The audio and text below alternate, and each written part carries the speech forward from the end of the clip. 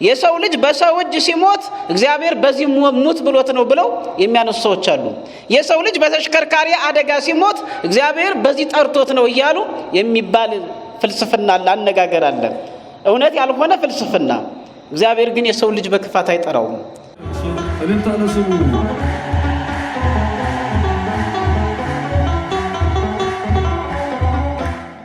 አንዱ ለአንዱ ጠሪ እንዲሆን አያደርገውም። እግዚአብሔር በመኪና አደጋ እንዲሞት አያደርግም። እግዚአብሔር በባህር ገብቶ እንዲሞት አያደርግም። እግዚአብሔር በጥቂት አደጋ እንዲሞት አያደርግም። ይሄ የሰው ልጆች የክፋት ውጤት ነው።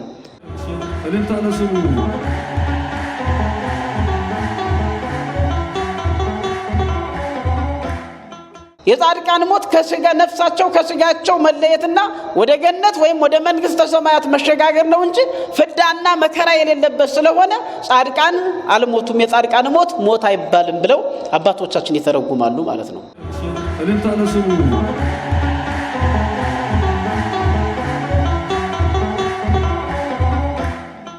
የኃጥአን ሞት የከፋ ነው አለ። የከፋ መሆኑ ምንድነው?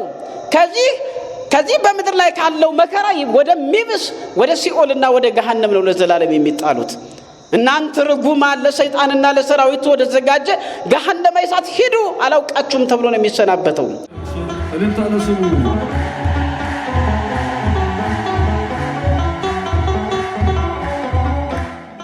በስመ አብ ወወልድ ወመንፈስ ቅዱስ አሐዱ አምላክ ስብሐት ለእግዚአብሔር ለዘአብጽሐነ እስከዛቲ ሰዓት። የሰራዊት ጌታ አምላካችን ልዑል እግዚአብሔር በምህረቱ በቸርነቱና በይቅርታው ብዛት ኃጢአታችንን በደላችንን እየታገሰ እድሜ ለንስሐ ሰጥቶ ለዚህች ዕለትና ሰዓት አድሶናልና ስሙ ለዘላለም የከበረና የተመሰገነ ይሁን። እግዚአብሔር የተመሰገነ ይሁን። የእመቤታችን የቅድስት ድንግል ማርያም አማላጅነት፣ የቅዱሳን ሁሉ ረድኤትና በረከት፣ በተለይም ደግሞ ዛሬ የምናስታውሳቸው የአባታችን የአቡነ ገብረ መንፈስ ቅዱስ በረከት በሁላችንም ላይ ይደርብን። በአብ አበው በወልድ ውሉደ እግዚአብሔር በመንፈስ ቅዱስ መንፈሳውያን የተሰኛችሁ የእግዚአብሔር ልጆች የቅዱሳን ወዳጆች ባሰባሰበንና በጠራን በሕያው እግዚአብሔር ፍጹም ሰላምታ ሰላም እላችኋለሁ። እንደምን ዋላችሁ? እንደምን አመሻችሁ? እንደምን ቆያችሁ? አሜን። የሰራዊት ጌታ አምላካችን ልዑል እግዚአብሔር ሁሉን ማድረግ የሚችል በምህረቱ በቸርነቱ በይቅርታው እንዲሁም ደግሞ በጠብቆቱ ለዚህች ዕለትና ሰዓት አድርሶናልና በድጋሚ ክብርና ምስጋና ለእርሱ ይሁን።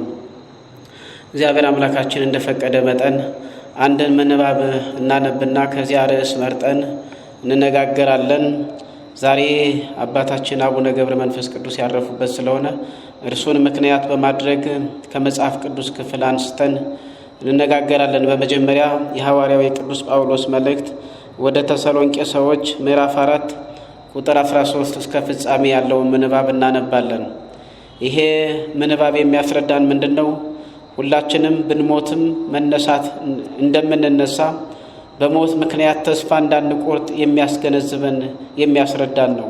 ወይንም ደግሞ ከሞት በኋላ ዘላለማዊ ሕይወት አለበዚያም ቅጣት እንዳለብን የሚያስረዳን ነው። ስለዚህ እንዲህ ይላል የሐዋርያው የቅዱስ ጳውሎስ መልእክት ወደ ተሰሎንቄ ሰዎች ምዕራፍ 4 ቁጥር 13 ጀምሮ ያለው ምንባብ እንዲህ ይላል። ነገር ግን ወንድሞች ሆይ ተስፋ እንደሌላቸው እንደሌሎች ደግሞ እንዳታዝኑ አንቀላፍተው ስላሉቱ ታውቁ ዘንድ እንወዳለን።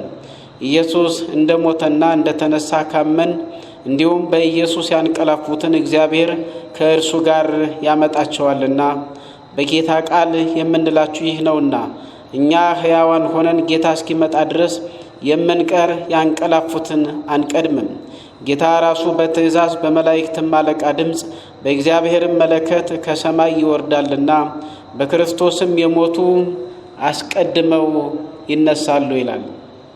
ከዚያም በኋላ እኛ ሕያዋን ሆነን የምንቀረው ጌታን በአየር ለመቀበል ከእነርሱ ጋር በደመና እንነጠቃለን፣ እንዲሁም ሁልጊዜ ከጌታ ጋር እንሆናለን። ስለዚህ እርስ በርሳችሁ በዚህ ቃል ተጽናኑ ይላል። ስለ ቃሉ የቃሉ ባለቤት አምላካችን ልዑል እግዚአብሔር ስሙ ለዘላለም የከበረና የተመሰገነ ይሁን። ከዚህ ርዕስ አድርገን የምንቆይበት ክቡር ሞቱ ለጻድቅ በቅድመ እግዚአብሔር የቅዱሳን ሞት በእግዚአብሔር ፊት የከበረ ነው። የቅዱሳን ሞት በእግዚአብሔር ፊት የከበረ ነው። መዝሙር 115 በቅንፍ 16 ቁጥር 15 ላይ የሚገኝ ቃል ነው። የትምህርታችን መሰረታዊ ዓላማ ሞትንና የሞትን ጠባያት ማየት ነው። ማናጠናው አንልም፣ በመጽሐፍ ቅዱስ መሰረት ነው። ሞትንና የሞትን ጠባያት ማየት ነው። ለቅዱሳን ምን አይነት ሞት ነው? ለኃጥአን ደግሞ ምን አይነት ሞት ነው? ሞትስ በራሱ ምንድነው? የሚሉትን አይተን እናጠናቅቃለን ማለት ነው። ተናጋሪው ይህንን ቃል የቅዱሳን ሞት በእግዚአብሔር ፊት የከበረ ነው ብሎ የተናገረው ነቢዩ ዳዊት ነው። የቅዱሳን ሞት በእግዚአብሔር ፊት የከበረ ነው። ከዚህ እያትን የምንሄደው የኛ ሞት ምን አይነት ነው? እኛ ቅዱሳን ነን ወይ? እንዴት ነው ቅዱሳን መሆን የሚቻለው? ከኃጢአትስ እንዴት መውጣት እንችላለን? የሚለውን በዚያውም እያየው እንሄዳለን ማለት ነው። የሚሰብከው ደግሞ የቅዱሳን ሞት በእግዚአብሔር ፊት የከበረ ነው ብሎ ሰው ለሆነ ሥጋ ለለበሰ ሁሉ ነው። በእግዚአብሔር መኖር፣ በእግዚአብሔር ሁሉን አድራጊነት፣ እግዚአብሔር ዓለምን ካለመኖር ወደ መኖር ያመጣ የፈጠረ የሚመግብ የሚያስተዳድር በኋላም ይህን ዓለም አሳልፎ ቅዱሳንን ወደማያልፍ ዘላለማዊ ሕይወት ኃጥአንን ደግሞ ወደማያልፍ ገሃነመ እሳት የሚያሸጋግር መሆኑን ለምናምን ሁሉ የተነገረ ቃል ነው። ሰዱቃውያንን አይጨምርም። ሰዱቃውያንም አምነው ቢመጡ መልካም ነው። ሰዱቃውያን የሚባሉት ከሞት በኋላ ትንሣኤም የለም መላክም የለም ፍርድም የለም ብለው የሚያምኑት ናቸው። በተሳሳተ መንገድ የሄዱት ናቸው። የሳዶቅ ወገኖች ናቸው።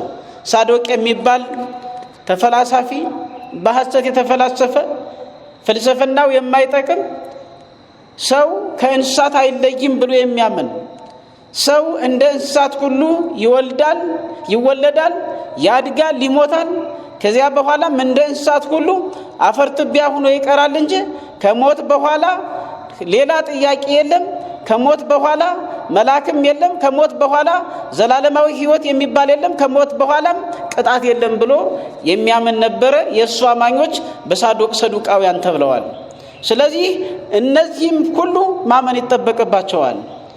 የእግዚአብሔርን መኖር ሲጀመር በመጽሐፍ ቅዱስ ብቻ መጻሕፍትን በማንበብ ሳይሆን በፍጥረታቱ እናውቀዋለን። እግዚአብሔር ክረምትና በጋውን ቀንና ሌሊቱን ሲያፈራርቅ ነፍስና ሥጋን አዋህዶ ሲፈጥር በሁሉም በስራዎቹ እግዚአብሔር መኖሩን እናምናለን። ነገር ግን የሳዶቅ እና የሳዶቅ አመለካከት ተከታዮች በዚህ አያምኑም የሚለውን ነው። ግን እነሱንም ያጠቃልላል። ምክንያቱም እየሞቱ ስለሆነ፣ ምክንያቱም የፈጠራቸው ሁላችንን የፈጠረ አንድ እግዚአብሔር ስላለ ማለት ነው። የመቆያ ነጥቦቻችን የሚሆኑት ሞት ምንድነው? የቅዱሳን ሞት፣ የኃጥአን ሞት የሚሉትን አይተን እናጠናቅቃለን ማለት ነው። ዋና አካል እንግዲህ ስንጀምር ክፍል 1 ላይ ሞት የሚለውን ነው። ሞት የሚለውን እንግዲህ ሞት የነፍስና የሥጋ መለየት ነው። ሞት የነፍስና የሥጋ መለየት ሞት ይባላል። የሰው ልጅ ሞተ የሚባለው ክብርት ነፍሱ ከሥጋው ስትለይ ነው። በመጀመሪያ እግዚአብሔር ሰውን ከአራቱ ባህሪያተ ሥጋና ከነፍስ ወይም ከሁለት ባህሪያት ጠቅለል አድርገን ከሥጋና ከነፍስ ባህሪያት ሰውን ፈጥሯል። ወይንም ደግሞ ዘርዘር ሲባል ከአራቱ የሥጋ ባህሪያት ከመሬት፣ ከነፋስ፣ ከውሃና ከእሳት ሰውን ፈጠረ። ከዚህም በኋላ የሕይወት እስትንፋስን በአፍንጫው እፍ አለ ይላል ዘፍጥረት 2 ላይ ስናነብ። ከአራቱ ባህሪያት እነዚህ ከምናያቸው ከመሬት፣ ከነፋስ፣ ከውሃና ከእሳት ሰውን ፈጠረ ይላል። ከዚህም በኋላ የሕይወት እስትንፋስን በአፍንጫው እፍ አለበት ይላል።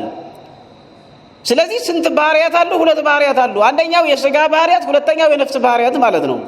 ነፍስ በራሷ 3 ባህሪያት አላት። ሐያዊት ናት፣ ለባዊት ናት፣ ነባቢት ናት። ሐያዊት፣ ልባዊት፣ ነባቢት ዘላለማዊት የሆነች የምትናገር የምታስብ ማለት ነው። ስለዚህ ሰው ሞተ የሚባለው ይህች መናገር የምትችለዋ፣ ይህች ማሰብ የምትችለዋ፣ ይህች ዘላለማዊ የምታደርገዋ ከዚህ ከሥጋዊ ባህሪያቱ ከአራቱ ባህሪያት ተለይታ ስትወጣ የሰው ልጅ ሞተ ይባላል። በዛን ሰዓት ማንም ቢጠሩት አይሰማም። የተከበረ ዶክተር የነበረው ለሰዎቹ ለጤና ለሕመማቸው የመዳን ምክንያት የነበረው ወይንም ደግሞ ታላቅ ጀግና ወታደር የነበረው ጄኔራል ይባል የነበረው ወይንም ደግሞ ንግስት የነበረችው ንጉስ የነበረው ካህን የነበረው በመስቀሉ እየዳሰሰ ሲፈውስ የነበረው ሁሉም የነበረው ሁሉም ነፍሱ ከስጋው ከተለየችው ያ ማዕረጉም የለም። ዶክተር ሬሳ መቼም ሲባል ሰምተን አናቅም። ኢንጂነር ሬሳ ሲባል ሰምተን አናቅም። ሬሳ ጠቅላይ ሚኒስትር ሲባል ሰምተን አናቅም። ሬሳ ንግስት ሲባል ሰምተን አናቅም። ከዚህ በኋላ ያ ሁሉ ማዕረግ የነበረው ያ ሁሉ ክብር የነበረው አብሮ ይሰናበታል፣ አብሮ ይሻራል። ከሰውነቱ ተለይቶ እገሌ ከሚባለው ከማዕረጉና ከመጠሪያ ስሙ ተለይቶ አስከሬኑ ይባላል፣ ሬሳው ይባላል። ተመልከቱ። እዚህ ላይ ነው እንግዲህ የነፍስና የስጋ ነፍስ ምን ያህል ስጋን አክብረው አስከብረው እንደምትኖር መረዳት የሚቻለው እዚህ ጋር ነው። ስለዚህ ሞት ማለት የነፍስና የስጋ መለያየት ነው። ሁለቱ ይለያያሉ። እናም ከሞት ማንም አይቀርም እና ያለን ይሄ ከሞት ማንም አይቀርም። ሁሉም ምን ይላል? ይሞታል። ለዚህ ነው ዳዊት መኑ ሰብ ዘይሐዩ ወኢይሬአ ያለ ሞት ዘያድህና ለነፍሱ እምእደ ሲኦል መዝሙር 88 ቁጥር 48 ላይ ሰው ሆኖ ሞትን የማያይ ማን ነው? ወመኑ ዘያድህና ለነፍሱ እምእደ ሲኦል ነፍሱንስ ከሲኦል እጅ ማዳን የሚችል ማን ነው አለ። መታደግ የሚችል ማን ነው አለ። መዝሙር 88 በቅንፍ 89 ቁጥር 48 ላይ የሚገኝ ቃል ነው። ስለዚህ ሰው ሁሉ ይሞታል። ሰው ሁሉ በምድር እንደተወልዶ ያገለግላል። በምድር ላይ የተሰጠችው ዘመን ሲያበቃ ግን ይሞታል። ከዚያም አልፎ እግዚአብሔር የሰጠውን ዘመን እንኳን በትዕግስት ባለመኖር እግዚአብሔር የሰጠውን እድሜ እንኳን በበረከት ባለመኖር እርስ በርሱ በመገዳደል ነፍሱን ያጠፋል። ወይንም በትራፊክ አደጋ ይሞታል። ወይንም ደግሞ በሌላ ነገር ሰው በሰው እጅ ይጠፋል፣ ነፍሱ ይሞታል። እዚህ ላይ በሌላ ጊዜ ብናነሳው ጥሩ ነው እንጂ የሰው ልጅ በሰው እጅ ሲሞት እግዚአብሔር በዚህ ሙት ብሎት ነው ብለው የሚያነሱ ሰዎች አሉ።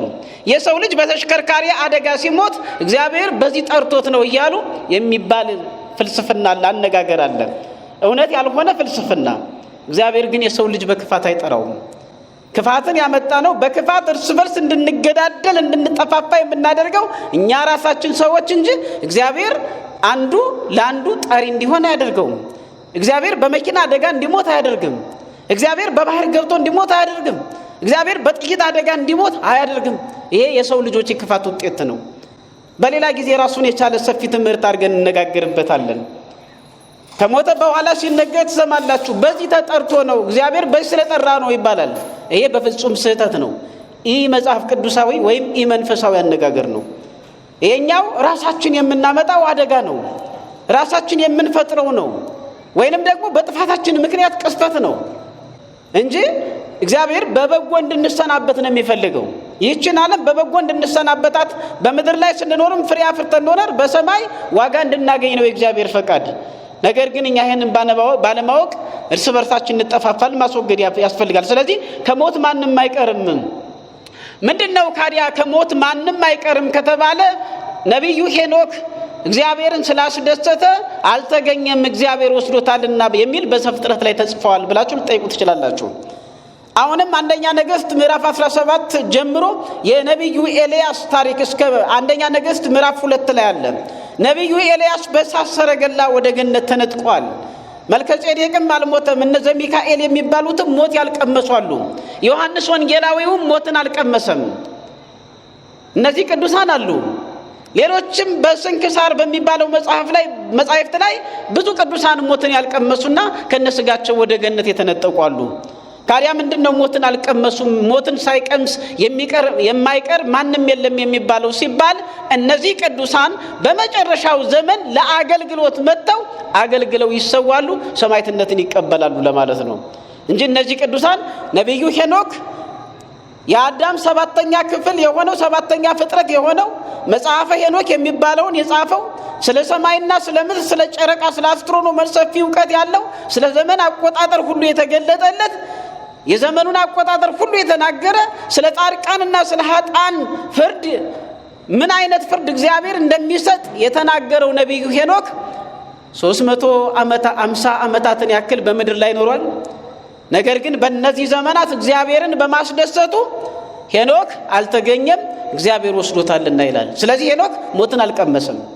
ኤልያስም በእሳት ሰረገላ ነው ሄደው፣ መልከጼዴቅም አልሞተም። እነዚህ ቅዱሳን አልሞቱም። ዮሐንስ ወንጌላዊም አልሞተም። እነዚህ ቅዱሳን አልሞቱም። ስለዚህ እንዴት ነው ሲባል በመጨረሻው ዘመን ግን ለአገልግሎት መጥተው ሰማዕትነትን ይቀበላሉ የሚለውን ነው። ስለዚህ ከሞት ማንም አይቀርም። ለዚህ ነው ዳዊት መኑ ሰብ ዘይሐዩ ወኢይሬ ያለሞት ሰው ሆኖ ከሞትን የማያይ የማይቀምስ ማን ነው ብሎ የተናገረው ማለት ነው። ስለዚህ ሁላችንም ምን እንላለን? እንሞታለን። የአዳም ልጅ ሁሉ የሚሞት ስለሆነ ማለት ነው። ወደ ክፍል 2 ስንሄድ የቅዱሳንና የኃጥአን ሞት ነው። የቅዱሳንና የኃጥአን ሞት እዚህ ላይ እንግዲህ የቅዱሳን ሞት ሲባል ሞቶሙ ለጻድቃን ሕይወቶሙ ውእቱ የጻድቃን ሞታቸው ሕይወታቸው ነው የሚለው ቅዱስ ያሬድ ሲናገር የጻድቃን ሞታቸው ሕይወታቸው ነው ይላል። ጻድቃንሰ ይሞቱ ሀበ እግዚኦሙ ነገዱ በመንግሥተ ሰማያት ይሁቦሙ ዘፈቀዱ በሚልም ይናገረዋል። ጻድቃን አልሞቱም። የጻድቃን ሞት ከስጋ ነፍሳቸው ከስጋቸው መለየትና ወደ ገነት ወይም ወደ መንግሥተ ሰማያት መሸጋገር ነው እንጂ ፍዳና መከራ የሌለበት ስለሆነ ጻድቃን አልሞቱም። የጻድቃን ሞት ሞት አይባልም ብለው አባቶቻችን ይተረጉማሉ ማለት ነው። ምክንያቱም ከዚህ ከስቃዩ ዓለም ከዚህ መከራ ከበዛበት ዓለም በዚህ በሃይማኖታቸው ምክንያት አንገታቸውን ለሰይፍ ከሰጡበት ዓለም በዚህ መራብና መጠማት ከሚደርስበት ዓለም በዚህ የበላይና የበታችነት ካለበት ዓለም በዚህ ኑሮ በሚያንገላታው ዓለም በዚህ በበሽታ ታሞ ማቆ ከሚሞትበት ዓለም ይሄ መከራ ከበዛበት ዓለም በደስታ ተለዩ እንጂ አልሞቱም ይላል። አልሞቱም ማለት ስቃያቸው አበቃ፣ መከራቸው አበቃ። በሃይማኖት ምክንያት የሚደርስባቸው መገለል፣ ጥላቻ፣ ሞት፣ ግርፋት፣ ስቃይ፣ በእሳት ውስጥ ገብቶ መቃጠል፣ መርመጥመጥ ይሄ ሁሉ አበቃ። ስለዚህ መከራቸው ያበቃበት የመከራቸውን ዋጋ ለመቀበል የሚሄዱበት ስለሆነ የጻድቃን ሞታቸው ክብራቸው ነው ይላል። በእንዲህ አይነት ሞት ስለዚህ የቅዱሳን ሞት ክብራቸው ነው። ዛሬ ያረፉት አቡነ ገብረ መንፈስ ቅዱስም በዘመናቸው እግዚአብሔርን አገልግለው በዘመናቸው እግዚአብሔርን አስደስተው በብሕትውና ወንጌልን በመስበክ ለሃይማኖታቸው ሲሉ የተወለዱባትን ግብፅን ጥለው ወደ ኢትዮጵያ የመጡ ለሃይማኖታቸው ሲሉ አንደኛ በስደት ዋጋ የከፈሉ ሁለተኛ በብሕትውና ሲያስተምሩ የኖሩ እየተንቀሳቀሱ ወንጌልን የሰበኩ ሃይማኖትን ያጸኑ ገዳማትን የመሰረቱ ያጽናኑ ወይም ያበረታቱ ያስፋፉ በሕይወታቸው ዘመን ሙሉ ወንጌልን በመስበክና ሰላምን በመስራት ጽድቅን በመስራት ስለቆዩ የእሳቸው ሞትም የቅዱሳን ሞት እንደሆነ በስንክሳር ተደርሷል። በዚህ ቁላይም አለ። ብዙ አባቶቻችን መስክረውላቸዋል ማለት ነው። ስለዚህ የቅዱሳን ሞት ማለት ቅዱሳን በዚህ ዓለም ላይ ሲኖሩ ለዓለም አልኖሩም።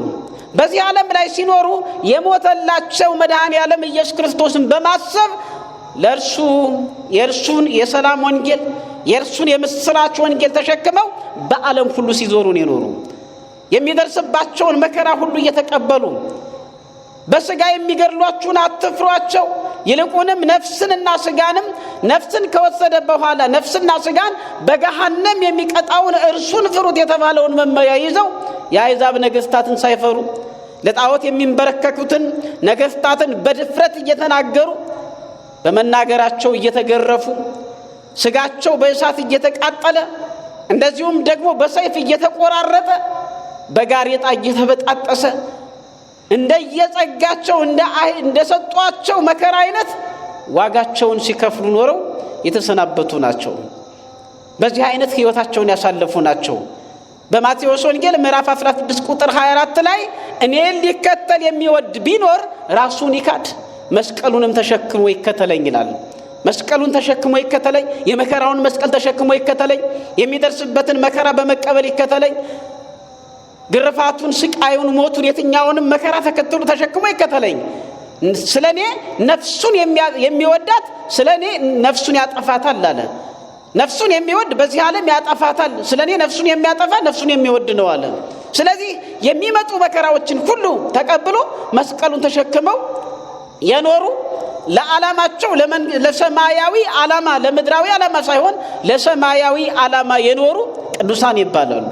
ከዚህም ባሻገር ትዳር መስርተው ደግሞ ትዳራቸውን በቅድስና በንጽህና ይዘው የኖሩ በትዳራቸው በቤታቸው እያበሉ እያጠጡ ነዳያንን ሲጎበኙ እንግዳ ሲቀበሉ እጆቻቸው ዘራፍ ሆነው የኖሩ ቤቶቻቸው የአብርሃም ቤት ሆነው የኖሩ ልጆቻቸውን በጸጋ ያሳደጉ በንጽህና በቅድስና የሚያሳድጉ እነዚህ ሁሉ ቅዱሳን ናቸው።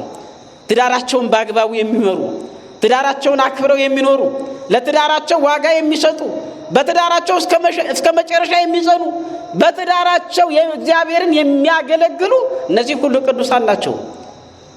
የሚያበሉ የሚያጠጡ በተሰጣቸው ዕውቀት እግዚአብሔርን የሚያገለግሉ በተሰጣቸው ዕውቀት ባላቸው ችሎታ ለሰዎች የሚተርፉ የሰዎችን ስነ ልቡና የሚጠግኑ የምስራች ወንጌሉን የሚሰብኩ ከበደል ወደ በጎነት ከክፉነት ወደ በጎነት ከክፋት ወደ በጎነት ከኃጢአት ወደ ጽድቅ የሚመልሱ እነዚህ ሁሉ ቅዱሳን ናቸው። በመጨረሻም ታላቁ የቅድስና መሰረት አንደኛው ምንድነው? እንዲያውም አንደኛው በኢየሱስ ክርስቶስ በመድኃኔ ዓለም ማመን ነው። በኢየሱስ ክርስቶስ በመድኃኔ ዓለም በከፈለ ዋጋ በመስቀል ላይ በከፈለልን ዋጋ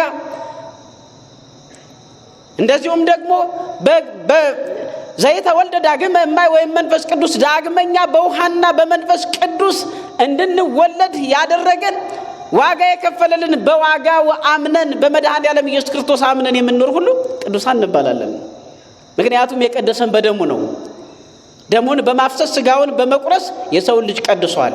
ስለዚህ በእርሱ አምነን በእርሱ መመሪያ የምንኖር ከኃጢአት ከበደል ርቀን ከአመፃ ርቀን የምንኖር ይህችን ዓለም የክርስቶስ ኢየሱስ የሆኑት ሥጋቸውንና የሥጋቸውን ፍላጎት በመስቀል ላይ ሰቀሉ። ገላትያ 5:24 እርሱን በማሰብ የከፈለልን ዋጋ በማሰብ ሥጋችንንና የሥጋ ፍላጎታችንን በመስቀል ላይ ሰቅለን የምንኖር ሁሉ ቅዱሳን እንባላለን። ለዚህ ያበቃን መድኃኔ ዓለም ኢየሱስ ክርስቶስ ስሙ ለዘላለም የተመሰገነ ይሁን። ስለ ቅዱሳን ማለት እንደዚህ ነው። ግን ስሙን ይዞ መቀደስን ይዞ ኃጢአት የሚሰራ ከሆነ ቅድስናውን በራሱ ያረክሰዋል። መቀደሱን ይዞ ያላስቀመጠውን የሚያነሳ ከሆነ መቀደሱን ይዞ ህብረቱን የሚያጠፋ ከሆነ መቀደሱን ይዞ ንጽህናውን የማይጠብቅ ከሆነ መቀደሱን ይዞ በአመፃና በተንኮል የሚረክስ ከሆነ በመጨረሻው ያው በግራ ፍየል ተብሎ ይቆምና እናንተ ርጉማን ለሰይጣንና ለሰራዊቱ ወደተዘጋጀ ገሃነመ እሳት ሂዱ ተብሎ ይጣላል ማለት ነው። ስለዚህ ቅዱሳን ማለት አንደኛ በኢየሱስ ክርስቶስ ያመኑ አምነን የምንኖር ባዘዘን የምንኖር ትእዛዙን ጠብቀን የምንኖር ሁሉ በንጽህና በቅድስና የምንኖር ቅዱሳን እንባላለን ማለት ነው። ይሄን መፍራት የለብንም። በድፍረት ነው የምንነጋገረው። ስለዚህ የቅዱሳን ሞት በእግዚአብሔር ፊት የከበረ ነው። ምክንያቱም ከክብር ወደ ክብር የምንሻገርበት ስለሆነ ማለት ነው። ሁለተኛው የኃጥአን ሞት ነው። የኃጥአን ሞት ከባድ ነው። እግዚአብሔር ከዚህ ይሰውረን። ሞቱ ለኃጥእ ጸዋግ ነው የሚለው። የኃጢአተኛ ሞቱ መራራ ነው፣ ሞቱ የከፋ ነው ብሎ ነው ዳዊት የሚናገረው። ሞቱ ለኃጥእ ጸዋግ። ልክ አጋግ የተባለው ክፉ ሰው የእናቶችን ማህፀን በጩቤ እየፈለቀቀ እንዴት ነው የምትወልደው እንዴት ነው የምትጸንሰው እያለ ሲመራመር የነበረ የሰውን ልጅ እንደ ላብራቶሪ እንደ ሌላ እንስሳ ሲመራመርበት የነበረ በመጨረሻ ግን እሱ በሰይፍ ተቆራርጦ ሲሞት ምን አለ? ከመዝኑ ሞት መሪር፣ ሞት እንደዚህ መራራ ነው ብሎ ተናግሯል። ተመልከቱ። ስለዚህ የኃጢአተኛ ሞት የኃጥአን ሞት የከፋ ነው አለ። የከፋ መሆኑ ምንድነው? ከዚህ በምድር ላይ ካለው መከራ ወደሚብስ ወደ ሲኦልና ወደ ገሃነም ነው ለዘላለም የሚጣሉት። እናንተ ርጉማን ለሰይጣንና ለሰራዊቱ ወደ ተዘጋጀ ገሃነመ እሳት ሂዱ አላውቃችሁም ተብሎ ነው የሚሰናበተው። እግዚአብሔር ከዚህ ይሰውረን። ስለዚህ የኃጥአን ሞት የከፋ ነው። የኃጥአን ሞት ሐዘን ነው። ሞት የሚባለው ይሄ ነው ማለት ነው። ሞት የሚባለው ከምድራዊው ዓለም ወደ ሲኦል መውጣት ከገቡ መውጣት በማይቻልበት ዳግመኛ ንስሐ ወደሌለበት ዳግመኛ ኢየሱስ ክርስቶስን ቢጠራ ወደማይሰማበት መሄድ ነው። ከዚህ ሰውረን እግዚአብሔር አምላክ። ስለዚህ ሞት ማለት የቅዱሳን ሞት በእግዚአብሔር ፊት የከበረ ነው። የኃጥአን ሞት ግን በእግዚአብሔር ፊት የከፋ ነው። የቅዱሳን ሞት እናንተ የአባቴ ቡሩካን ዓለም ሳይፈጠር ያዘጋጀሁላችሁን መንግሥተ ሰማያት ትወርሱ ዘንድ ወደ እኔ ኑ፣ ብራብ አብልታችሁኛልና፣ ብጠማ አጠጥታችሁኛልና፣ ብታረዝ አልብሳችሁኛልና፣ እንግዳ ብሆን ተቀብላችሁኛልና እያለ እነዚህን የሰሯቸውን ስራዎች አዘክሮ መድኃኔ ዓለም ኢየሱስ ክርስቶስ በጎች ብሎ በቀኝ አቁሞ ወደ ዘላለም ሕይወት ወደ መንግሥተ ሰማያት የሚወስድበት ነው የቅዱሳን ሞት። ለዚህ ያበቃል ማለት ነው። የኃጥአን ሞት ግን ከሲኦል ወደ ገሃነም ወደማይጠፋ መከራ የሚዘዋወሩበት ነው። ስለዚህ በዛሬው ዕለት የምናስባቸው በተለይም ደግሞ በዚህም ምንድን ያለ ነገር ግን ወንድሞች ሆይ አለ ተስፋ እንደሌላቸው እንደሌሎች ደግሞ እንዳታዝኑ አለ። በሞት ማዘን የለብንም። ምክንያቱም እኛ ተስፋ አለን፣ የማይጠፋ ተስፋ አለን። እግዚአብሔር በልጁ በኢየሱስ ክርስቶስ በመድኃኔ ዓለም የሰጠን ዘላለማዊ ተስፋ አለን። ዘላለማዊ ሕይወት መውረስ አለ። ስለዚህ ይሄንን እያሰብን ተስፋ እንደሌላቸው በሞት ማዘን የለብንም፣ በሞት ማልቀስ የለብንም፣ በሞት ጥቁር መልበስ የለብንም። ምክንያቱም ተስፋ አለን። ተስፋችንም ምድራዊ ሳይሆን ሰማያዊ ተስፋ ነው። መድኃኔዓለም ኢየሱስ ክርስቶስ ለሚወዱት ለሚያምኑበት ለቅዱሳኑ ያዘጋጀው ተስፋ። ወንድሞች ሆይ ተስፋ እንደሌላቸው እንደሌሎች ደግሞ እንዳታዝኑ፣ አንቀላፍተው ስላሉት ታውቁ ዘንድ እንወዳለን አለ። ከዚህ በኋላ ኢየሱስ እንደሞተና እንደተነሳ ካመን እንዲሁም በኢየሱስ ያንቀላፉትን እግዚአብሔር ከእርሱ ጋር ያመጣቸዋልና አለ። ተመልከቱ፣ በመድኃኔዓለም ኢየሱስ ክርስቶስ አምነው ያንቀላፉቱ ምን ይሆናሉ? መድኃኔዓለም ኢየሱስ ክርስቶስ ያስነሳቸዋል፣ ያስነሳናል። ለዚህ ክብር ያበቃን መድኃኔዓለም የተመሰገነ ይሁን። ተስፋችን ይሄ ነው። ስለዚህ ከዚህ በኋላ በጌታ ቃል የምንላችሁ ይህ ነውና እኛ ሕያዋን ሆነን ጌታ እስኪመጣ ድረስ የምንቀር ያንቀላፉትን አንቀድምም አለ። ሕያዋን ሳለን ኢየሱስ ክርስቶስ ለመጨረሻው ፍርድ ቢመጣ ሕያዋን ሆነን ሙታን አንቀድማቸውም። ኢየሱስ ክርስቶስ ያስነሳቸዋል ነው። ስለዚህ ጌታ ራሱ በትእዛዝ በመላእክትም አለቃ ድምፅ በእግዚአብሔርም መለከት ከሰማይ ይወርዳልና በክርስቶስም የሞቱ አስቀድመው ይነሳሉ ይላል። ምን አይነት መታደል ነው! ሞትን አሸንፎ መነሳት። እርሱ በታላቅ ኃይልና ስልጣን ሞትን አሸንፎ እንደተነሳ እኛም እንደሱ በትንሣኤው የምንመስለው ልክ ሐዋርያው ቅዱስ ጳውሎስ በሮሜ መልእክቱ ምዕራፍ 3 ቁጥር 6 ላይ ሞቱን በሚመስል ሞት እንዲህ ከመሰልነው ትንሣኤውን በሚመስል ትንሣኤ ደግሞ እንመስለዋለን ይላል። ተመልከቱ፣ በጥምቀታችን ሞትን መሰል ነው። በትንሣኤው ደግሞ ተጠምቀን ብቅ ስንል ደግሞ ትንሣኤያችን መሰለ። ስለዚህ አስነሻችን መድኃኔዓለም ኢየሱስ ክርስቶስ ሞትን አሸንፎ እንደተነሳ ሁሉ እኛም ሞትን አሸንፈን እንነሳለን። ከዚያም የዘላለም ሕይወት እንወርሳለን። ተስፋችን ይሄ ነው። የክርስቲያን ተስፋ ይሄ ነው። በኢየሱስ ክርስቶስ በመድኃኔዓለም የሚያምን ተስፋው ይሄ ነው። ይሄ እኮ ነው ሁልጊዜ በጌታ ደስ ይበላችኋለሁ፣ ደግሜ እላችኋለሁ ሁልጊዜ በጌታ ደስ ይበላችሁ ማለት ይሄንን ተስፋ እያሰብን ነው እንጂ በምድር አይደለም። በምድር ላይማ ምን ተስፋ አለ? በምድር ላይማ መከራ ነው። በምድር ላይ መራብ ነው፣ መጠባት ነው፣ መገረፍ ነው፣ መሰቀል ነው፣ መሞት ነው፣ መከራ ነው። በምድር ላይ ምን ተስፋ አለ? በሰማይ ነው። ሁልጊዜ በጌታ ደስ ይበላችሁ ማለት ይሄንን ሰማያዊ ተስፋ ከሞትን አሸንፎ የመነሳትን ከዚያም የዘላለም ሕይወት መውረስን ተስፋችን አድርገን በዚህ እንድንደሰት ነው። ሁልጊዜ በጌታ ደስ ይበላችሁ የሚለን ሐዋርያው ቅዱስ ጳውሎስ ማለት ነው። ልክ እንባቆም ምንድነው ያለ? እስመ በለስኒ ትፈሪ ወይከውን ፍሬው ታጸደ ወይን፣ በለስም ባታፈራ በወይን ፍሬ ላይም በወይን ዛፍ ላይም ፍሬ ባይገኝ ወይ ተሄሱ ግብራ ዘይትም ምድርም ዘይትን ባሰጥ አለ። ወአንሰ እትፌሳ በእግዚአብሔር፣ እኔ ግን በእግዚአብሔር ደስ ይለኛል አለ። ስለዚህ በጌታ በእግዚአብሔር መደሰት ማለት ሰማያዊዋን አንደኛ ከሞት እንደምንነሳ በታላቅ ኃይልና ክብር እንደተነሳ እኛም እንደምንነሳ፣ ሁለተኛ ዘላለማዊ ሕይወትን ገነት መንግሥተ ሰማያትን እንደምንወርስ ማመን ነው ተስፋ ማለት የደስታ ምንጩ። ስለዚህ ከዚህ በኋላ ለሕያዋን ሆነን የምንቀረው እኛ ጌታን በአየር ለመቀበል ከእነርሱ ጋር በደመና እንጠቃለን፣ እንዲሁም ሁልጊዜ ከጌታ ጋር እንሆናለን አለ። ስለዚህ እርስ በርሳችሁ በዚህ ቃል ተጽናኑ አለ። በዚህ ቃል ነው መጽናናት። በምድር ሳለን የተለያዩ ደዌዎች ሊይዙን ይችላሉ። በሽታ ሊይዘን ይችላል። በምድር ሳለን ድህነት ያሰቃየን ይችላል። የኑሮ ውድነት የሚባለው መከፋፈሉ፣ መጠላላቱ፣ ጦርነቱ፣ ዛቻው ምኑ ሊያንገላታን ይችላል። ነገር ግን ማሰብ ያለብን ሁልጊዜ በጌታ ደስ ይበላችሁ እንደተባለው ሰማያዊቱን ተስፋ ከሞት በክብር እንደምንነሳ ካዳኛችን ከሞተልን ከመድኃኔዓለም ከኢየሱስ ክርስቶስ ጋር በክብር ወደ መንግሥተ ሰማያት እንደምንገባ ይህንን ተስፋ ማድረግ ይጠበቅብናል። የሰራዊት ጌታ እግዚአብሔር ስሙ ለዘላለም የከበረና የተመሰገነ ይሁን። የቅዱሳን ሞት በእግዚአብሔር ፊት የከበረ ነው። ይቆየን።